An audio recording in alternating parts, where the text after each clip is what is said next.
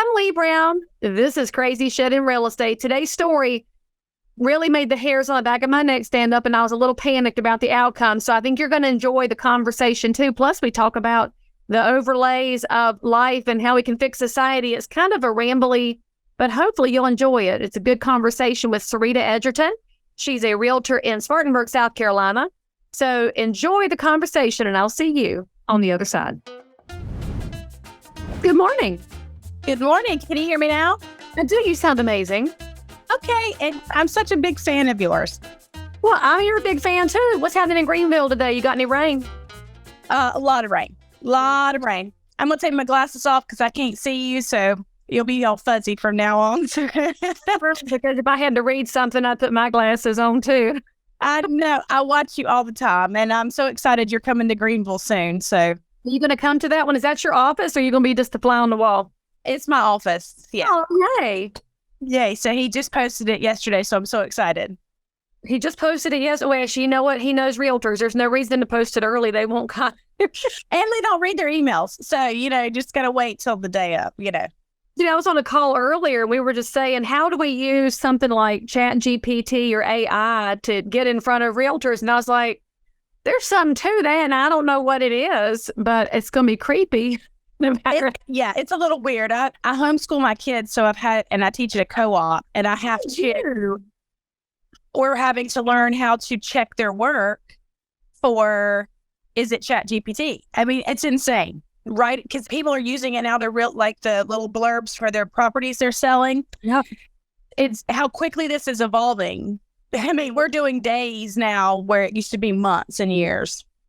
And anyway, it's all foretold in the prophecy. Let's just mention that piece. But well, I'm a Christian too, so I understand that, and we're we're on the same page with that. So. I got into a conversation with somebody on Instagram messages yesterday, and it was a fascinating conversation because, anyway, it's a conversation for off the recording because all the people who are normal would be like, what? They have to learn too. But anyway, with the AI stuff, that we're having some guidance come out in North Carolina right now, reminding our agents that if you're using ChatGPT to write your agent remarks for a listing, that does not take you off the hook for fair housing violations, because ChatGPT does not know how to abide by fair housing. I wondered about that because we're doing the Fair Haven thing right now. That's a big in our association. And I was like, how does that work? Is ChatGPT racist? That's on who writes the code, who fills it up. So if a nasty person feeds the AI, that's what it's going to spit back out. And we have to remind our members that tools are fine. You're still on the hook for whatever the tool came up with. And that's just, it's just like you watching your homeschooler to see who's using it and trying to get around the system. We're going to have to watch realtors for it. God love them. Aren't you over the North Carolina Real Estate Association? I am. I'm president this year. Whoop, whoop. It's so much fun. I saw that. I'm so proud of you. I met you a couple years ago when you spoke at the South Carolina Women's thing. Was that at the first one that we did while Laura was president, or at the second one? Because there was a gap in COVID. We did one in 18? Was the second one where they all wore white? Oh, that was, not this year, but Cindy Creamer's year, right? So last year? Mm-hmm. Yeah. So good. Yeah, I met you. It was so good. I mean, I love when you have a conference that's got good energy. It had good energy. And then this year we had an astronaut speak. It was really... I was so jealous because all the comments I saw were all about how she just made everybody feel like they could take over the world and do great things. Like, that's the kind of inspiration I need. It's not somebody who's fussing. Somebody just says, let's go. I love it. Yeah, she was really amazing. And then the lady who spoke at the end, I think where you spoke, she was a pageant winner, and she was fantastic. She was so like, everybody should be a pageant winner. I was like, okay, I'm going to go enter a pageant. What old lady pageant can I enter? We're medium, friend. We're a medium because we got a long way to go. We just don't know what the middle is. Yeah. Yeah. But I had my midlife crisis yet, so I guess I better get on that. So, though, I was thinking about the pageant thing, and how many of us had our opinion of pageants changed by Miss Congeniality with Sandra Bullock? You remember that movie? I love that movie. She's hysterical. That transformation. I mean, we all want that kind of a team to transform us. Let's be honest. I wish I could have them follow me around all the time. Well, I would need somebody to follow me around to pull the donut and the honey bun out of my sleeve because I would have done that. Let's just be honest, because I love food. And what was it? What is your favorite day? What was the favorite date? And it was April 25th. Yeah. I love her. Old. I was like, oh, come on. That's great. That's a great answer. And we should all have that friend in our lives. And I think we did in high school, but did we keep her around or did we cut her loose? We cut her. We should go find her again. We all need her. And yeah. What did we call them? The bubble-headed bleach blondes is what we called them back then. And now I'm a bleach blonde. I'm not bubble-headed, but maybe some days. Maybe I'm not days. Don't be so serious. Yeah, I'm a little bit of a bleach blonde. I'm normally dark-headed, so. I was at an event and I showed them what my real hair color was because I said the bottle blonde is what covers up the gray, and there was a lot of applause in the room because they felt me on that. I feel you on that too. I'm the same way. I was like, I got to do something with this gray, but anyway. It's not about having fun. It's about I'm not ready. I'm not ready for battleship gray. But full disclosure, if I had that bright white that some ladies are lucky enough to get, my mother-in-law, I would go with that. But I have my grandmother's battleship dishwater gray. It's not my friend. Yes, my grandmother was salt and pepper, and she was 100 years old. So they were 100 years old. I had two grandmothers live to be over 100. That's amazing. So I am halfway through my life, probably. I mean, maybe you don't know yet. We don't know what's going to come next. I'm not guaranteed tomorrow. That's right. But we're guaranteed that our steps have been ordered, so we're fine. That's right. That's right. All right. So tell my audience, where is Sarita? How long have you been in and around the business? Give us a little bit of backstory besides the fact that two grandmothers lived to over 100, which is probably statistically a tiny subset of the world.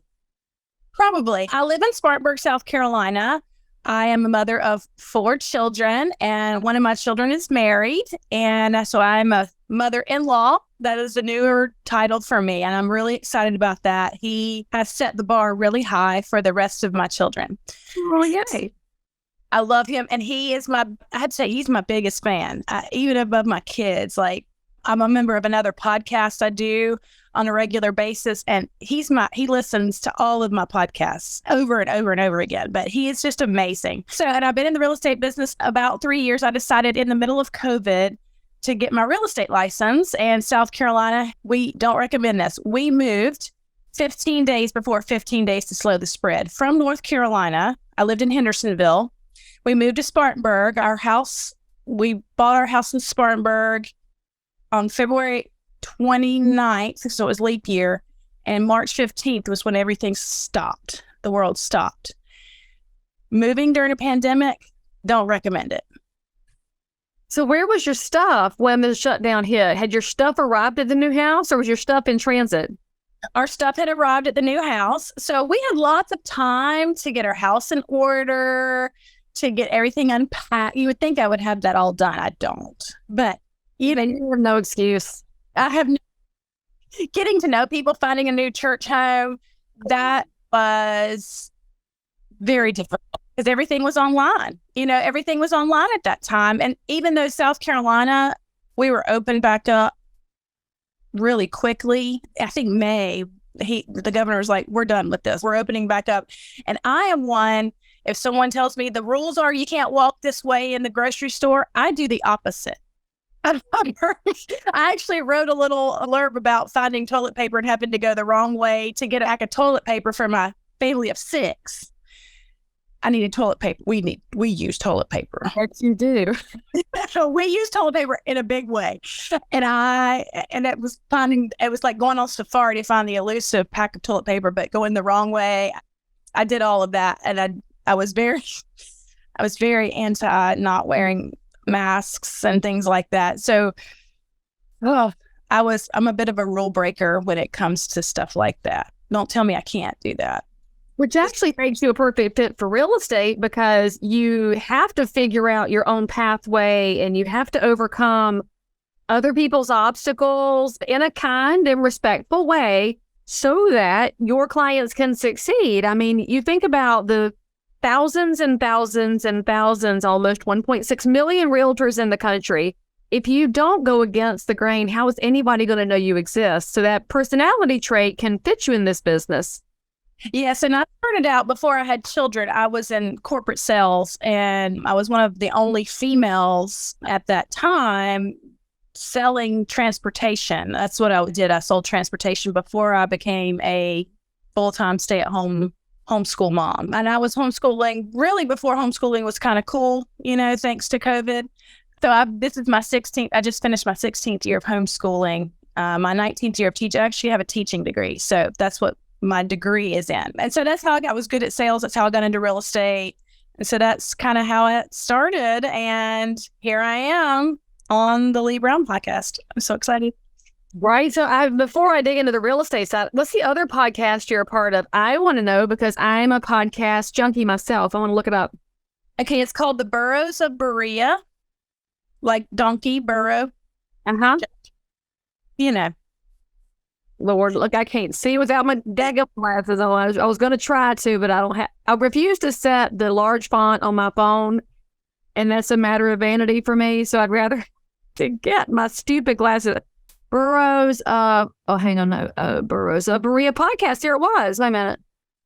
So yeah, I started telling my testimony. Well, a conversational podcast studying the Bible and talking about it. We talk about controversial subjects. We talk about things that we don't maybe understand about the Bible. And we have on the podcast, it's staff. We don't get paid for it, but we have an atheist. I'm a Southern Baptist. We have people who believe differently at eschatology. I don't know the word. End time eschatology. Yeah, different end times beliefs. And we just talk about controversial topics and that the Bible may not clearly address. And I enjoy it, but I started out by sharing my testimony, and it is the most listened to podcast on that particular podcast. So if you go back and research, you can find my name and listen to my testimony. Well, I'm fixing to, because that's also a perfect overlay with real estate, where we do get into conversations with people that look different than us, have different beliefs than us, and we're not on the same page, but we sit at the kitchen table and figure out how we move everybody forward. So I love that parallel, because I find that a lot of people are totally panicked about letting who they are out into the public. They just are thinking, if I tell, you just said out loud, you're a Southern Baptist, and there's a lot of people in the real estate space that would say, you can't say that because somebody might not be one. But the other podcast you have is the perfect example of, well, this is who I am. Who are you? Let's talk. And when did we stop having the conversation between people who believe differently? I've never met anybody who I'm married to my husband now almost 24 years, and we don't believe the same things sometimes. And when do we stop having conversations? When do we stop having conversations with people who believe differently? When we just shut people down, we call them names, we call them something phobes, or something isms or ists. I don't want to do that, and I don't want to put people in boxes, because we can overlap. And my God, and I'm a Christian, and I will go to the mat. My God is an all-encompassing God who loves people. And I'm commanded to love people. And I love people where they are. You may be a first-time buyer. You may be an atheist. You may be someone who doesn't look like me. Whatever it is, my commandment is to love. And I want to love people because I want to be loved. And the Bible says, love others as love your neighbors as you love yourself. So all that to be said, that's what this podcast is about. And I may not be the real estate agent for you, but I'm going to love you, and I'll send you to somebody who will help you and maybe you may be more comfortable with. But I'm the person to tell you, I love Jesus and I love you. And no matter what you look like, what kind of car you roll up in, I'm going to love you. Well, and that's the perk of real estate being so big, because it is so big and there are so many opportunities for people to get in at all stages of life. And as a realtor in every zip code, the consumer does have the most choice they could ever possibly have. So they can make sure they're comfortable too, because what we do is so intimate And you've got to be able to be seriously honest with somebody, but in a gracious way. And I think that's where, back to your original point there, we've gotten away from graciously being able to tell the truth because we haven't learned how to defend it anymore. In fact, we should be bringing back the old debate style classes that we had back when we were in high school, where it was point counterpoint. And if you believed that, if you are a believer, your teacher would say, all right, you're going to be the atheist today, and I want you to defend the atheist position so that you could learn more deeply where they were coming from, and then vice versa. We maybe just get back to teaching that. And like with real estate, there are people who don't believe in home ownership. So maybe we should defend the viewpoint that says property rights are dead, there is no home ownership, so we can understand their angle and thus come up with our own argument that is stronger and more defensible to defend home ownership, because I firmly believe in home ownership. Just kind of thinking out loud here about how we can fix the world, because I love that viewpoint. And I don't know that we're going to be able to go anywhere as a society until we learn how to integrate differing ideas gracefully and kindly, but without having to give up all of your personal values and beliefs. You don't have to stop being who you are to let somebody else still be the human sitting next to you on the bench. That's correct. And I'd had that same debate style, in high school, and I don't think they teach that anymore. There's no time in the public schools because they're teaching a lot of other stuff. There's no time left for that. But my daughter took debate. She's a senior this year when she was a freshman, but it wasn't debate, it was public speaking. And so she would show me the curriculum and what her homework assignments were, and it was talk about this. And so I'm grateful for it, because I think, honestly, everybody should have to have some kind of public speaking course. I wish I'd have had it in high school.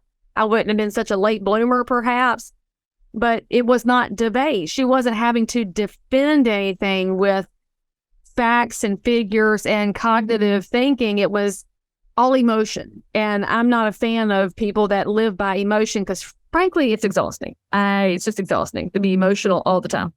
Yes. But anyway, back to real estate. So you got in 3 years ago, and all the listeners who maybe haven't heard me go off on this in other episodes, I'll just remind y'all that statistically, the churn rate is high in real estate, and most licensees give up within the first 2 years, as in 85% of them quit within the first 2 years. So anybody that makes it beyond the 2-year mark is a survivor. So high five for surviving in real estate. Although if you can manage that many kids at home homeschooling, I imagine you could handle real estate. Another overlay. Broker, I'm not going to be your top producer. It's top. We're not playing that game. We don't rank and rate people's ability and their competence and their knowledge based on their volume on this show. So we don't even denigrate the other goals that other people have. So reboot that statement, sister. Just reboot it. Well, yeah, I am passionate. So if I serve one client at a time or 15, I am going to be passionate for them. And I am passionate for my family. They come first. A lot of them. You're outnumbered. I am. I only have 3 in the house now. I have a senior also. She's getting ready to, she's finished yesterday, was her last day. Love my daughter. And then I have a junior, I guess he's now a senior. And then I have a sophomore. So I have 2 boys, 2 girls, and a son-in-law. So, and 2 dogs, which they're not being crazy right now. So that's good. Amazing. Yes. So yes, I heard that statistic. My broker said, 85% of all real estate agents quit within the first year to 2 years. And I was like, okay, not doing that. I'm going to beat the statistics. Like I said, I don't do rules that well. So the grocery store aisle against the arrow. So dadgummit, you can make it in real estate. Might just have to be the title of the podcast, as she went against the grocery store arrows. That is true. And so I, kind of getting back to why I reached out to you, is I've had some crazy things because I am a newer agent. I started out by helping other agents during COVID because they were so busy, and their sphere of influences, I know we hear that term a lot, their sphere of influences were already set. Well, I moved during COVID. I had no sphere. I had like a flat piece of paper sphere of influence. I mean, it wasn't even a sphere. like, can somebody see me? Like, yeah, whatever. So I started out, they couldn't show. So they would say, hey, I need somebody to show a house for me. Can you show a house for me? So that's kind of how I got my feet wet. I learned how to show a house, learned how to research the property. My husband's a land surveyor, so I got all of that. Just by the way, he's registered in North Carolina and South Carolina. So if you ever need one. Yeah. But so I learned how to do research. I learned how to, look at the seller's disclosures and all of these things. And it really started when we sold our property in North Carolina and bought our property here. And that's really sort of what got me started, why I wanted to do it. My husband was like, I wish you were a real estate agent because, I basically kind of told my real estate agent what I wanted to do for our house here. I was like, I want to put this offer in and I want you to include this thing. And she's like, I don't really recommend that. And I'm like, okay, I know you don't recommend it, but this is what I want you to do.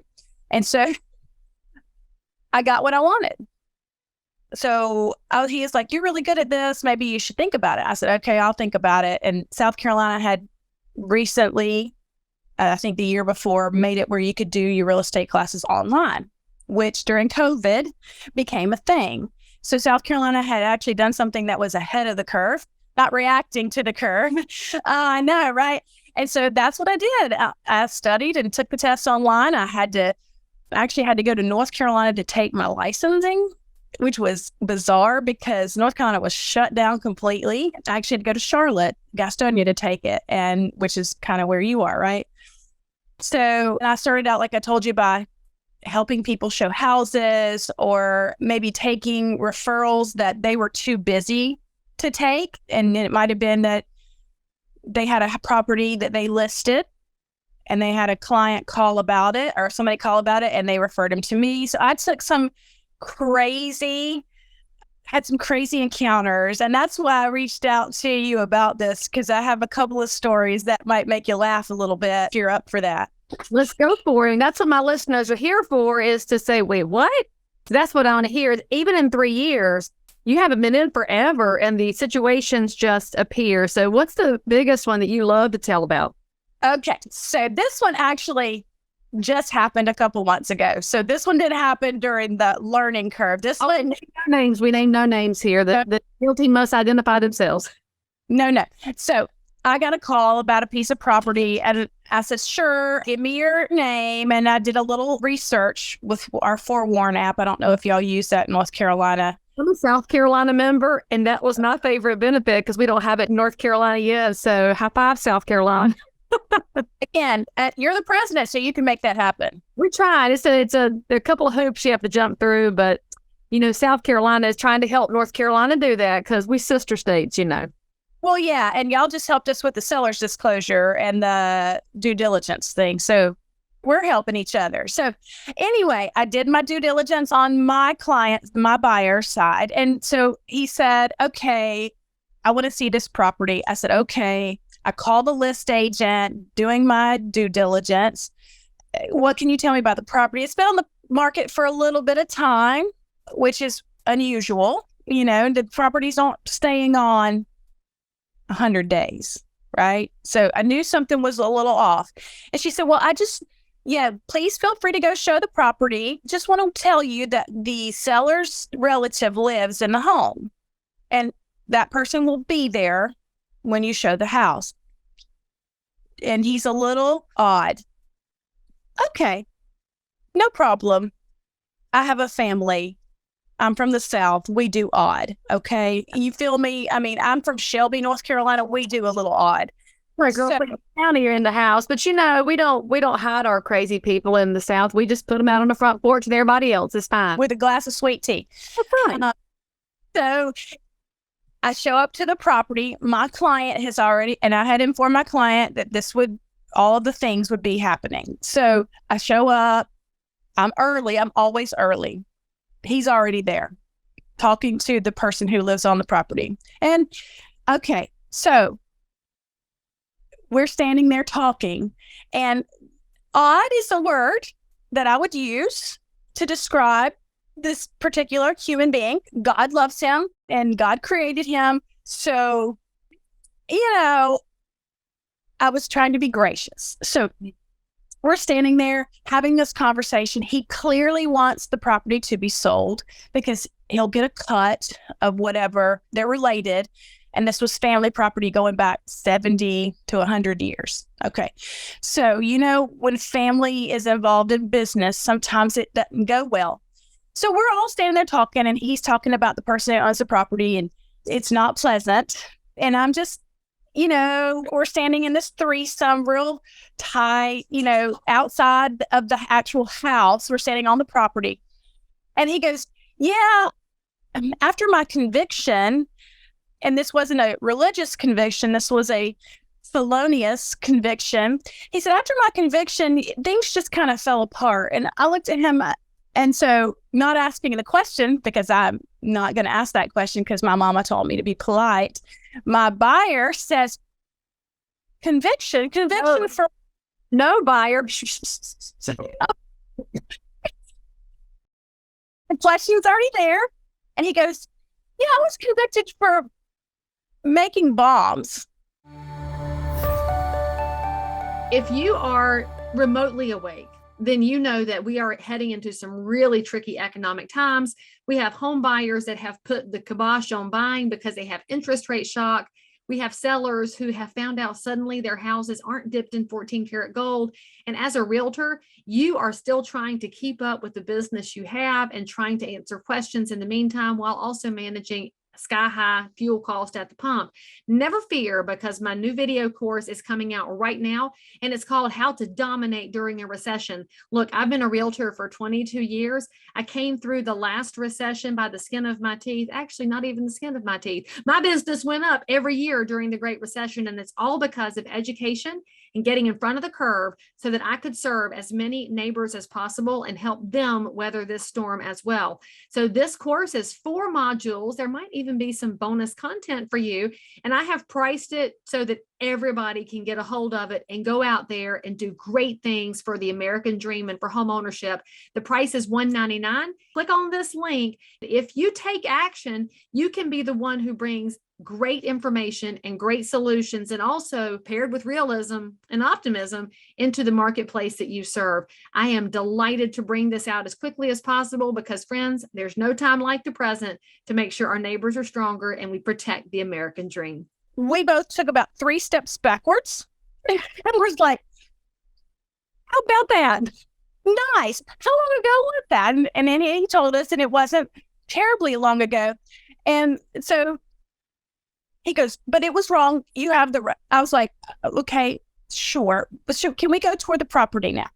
Because I'm like, I do have my concealed carry in South Carolina as a woman to protect myself. So in my purse, my hand went and just kind of rested, if you know what I'm saying. I'm not going to go into specifics there. So I looked at my buyer. So would you like to tour the property? So we go to tour the property. Okay. So that was crazy. Wasn't the craziest thing about this particular property. So we're getting ready to go inside the house, which has no monetary value at all. And somebody's living. I could not believe someone was living here. Before we go, so we're standing outside, we're getting ready to go in, and I could hear these 2 dogs going bananas, right? And I said, are your dogs? They were in the house going bananas? They were in the house going bananas. And my buyer and I are standing there, and he goes, yeah, they're really nice. And about that time, one of the dogs blew the door off. And I thought, oh, that's a chocolate. That's not a chocolate lab. I thought it was a chocolate lab because he looked like my dog. I have a chocolate lab. He looked like a pit bull with his ears pinned back. So I'm standing there. My client he's not elderly, but he's older. Okay. Older than I. So about that time, the door blew off and this pit bull is rushing. So mind you, my hand is still in my purse on my weapon. I thought, I'm going to have to go home and tell my daughter that I shot a dog. This is what I thought. That dog lunges at my client. And I am in mid pull, like, freaking out like my older client is going to be pushed to the ground, bitten maybe. Just in the nick of the time, the Unabomber gets the leash. That's what I called him, the Unabomber. The Unabomber gets the leash and stops him inches from my client's body. Thank heavens. Thank heavens. And he goes, since the dogs are outside, y'all can go in the house now. I was like, I don't even know. Do you want this property? Are we still doing this? And he goes, but I do warn you. And I was like, there's another warning. He goes, yeah, the toilet hasn't worked for about 5 years. Okay, well, yeah, thank you so much. So we did go in the house. It was bad. It was real bad. Real bad. Like, I have been to several third world countries on mission trips. It was nothing there I saw was like this. It was bad. So all that to say, that was a crazy story. He was a convicted bomb maker. Didn't even, how do you get out of jail for that? I don't know. Like, how do you make a bomb? And you'd have no way to know. I mean, it's one of those things that you kind of think through the story. You're always, as a realtor, you're always thinking, how do I be smarter in the future? How do I do better research? But when it's an occupant and not the owner, there is zero way for a practicing realtor to know who the occupant is. And then you start thinking about and I know I'll have some viewers and listeners that are thinking, oh, you shouldn't be carrying a weapon. I just want to remind y'all that when you carry concealed, it's not just for humans. It's because a dog that has been trained to attack, they can maul somebody to death. And there are certain breeds that do, but a lot of breeds can be trained to maul somebody. And as realtors, we want to protect our clients, and you have no way of knowing that the dog's in the house. And even if it's disclosed that there's pets on the property, you kind of don't expect them to blow a door down and come at your throat. And so you start thinking, all right, so how do we do this better? And frankly, this, I would say, just as a professional realtor, this goes back to that listing agent who should have said, I can't list the property right now, because the listing agent should have gone there. And frankly, the mama hen busybody side of me says, I really wish somebody had done a mental wellness check over there, because somebody that's living in a house where the facilities haven't worked, they need professional help if something has gone sideways. And if we're going to be kind to the public, sometimes the kindness is calling out a mental wellness check. Well, and maybe that's so. I'm not the list agent on the property, and bless her heart, she was doing the best that she could in a really bad familial situation between the seller and the occupant. Well, she was, Sarita, but also a top realtor that's on their A game for liability and competence and knowledge. Sometimes you say no to some listings. And this whole scenario just sounds like, or it wasn't ready for the market, unless you were going to set it up as sight unseen, no showings, no viewings. If you want to buy it, toss an offer in and we'll figure it out then. But I mean, it takes a certain amount of gumption as a realtor to walk away from a listing where you can see warning flags. And I have to wonder if they couldn't see the warning flags when they went to the property the first time. Now, I say this, of course, 23 years in my early days, I took all kind of listings that were questionable because I needed the business so bad. In retrospect, I look back and say, probably could have made a safer choice. I mean, don't we all? And I know maybe you have some people who will listen to this and think you shouldn't carry, but I am a female, and I do go out to places that, I'm not a UFC fighter, and I have been assaulted way back in the past, and I teach my daughters not to put themselves in situations where they can't defend themselves. Right. Not that anybody deserves to be assaulted, but just always be head on a swivel watching constantly. Right. What's on you? Who's got your six, right? That's what we say. But you're going to be in a situation like that house. Police ain't getting there in any kind of time frame that can stop it. You were properly trained and equipped and licensed for it. And so I just remind people, you've got to be thoughtful about your protection, because we are in an inherently dangerous business. And I'll just tell anybody who's listening and watching, before Sarita got into real estate, there was a scenario that happened in Arkansas by a wonderful realtor by the name of Beverly Carter. And if y'all don't know the story of Beverly Carter, I guess this was 7 years ago. It was pre-COVID. And her son, Carl Carter, is now one of our most eloquent speakers about realtor safety, because his mama went out to show a house and got murdered and put in a shallow grave. And the people that did it to her did get caught. But if Beverly had a better set of, I don't know if safety protocols could have helped her, but frankly, if she'd have had a weapon and had been trained to use it, she'd have had a better chance. But anyway, realtors are in an inherently dangerous job. But I'm so grateful that you were ready and willing to protect your client. And I'm also glad y'all got out of that house alive, because, shoot. We did, and we did not put an offer on the house, on the property. It was just it was a little bit much. Yes. It was a bless your heart kind of moment. Yes. Mm-hmm. Yeah. So that's my biggest story. My husband says I always find the craziest stuff, whether I'm driving or whatever. I see the craziest junk out there. I showed a house one time that was one of my brokerage, and I showed a house for her, and I was assured by the list agent that the renter was going to be out of the house. So, you unlock the little Supra and you put the key in the lock, and I open the door and I'll go, real estate agent. I just kind of make that announcement, even if the house is brand new and empty. Always. Real estate agent, So I open the door, real estate agent, look around. The house is pretty much empty, and it felt empty. So I look at my buyer and I open the door, and we step in, and out pops the renter. Oh, in a state of undress. All right.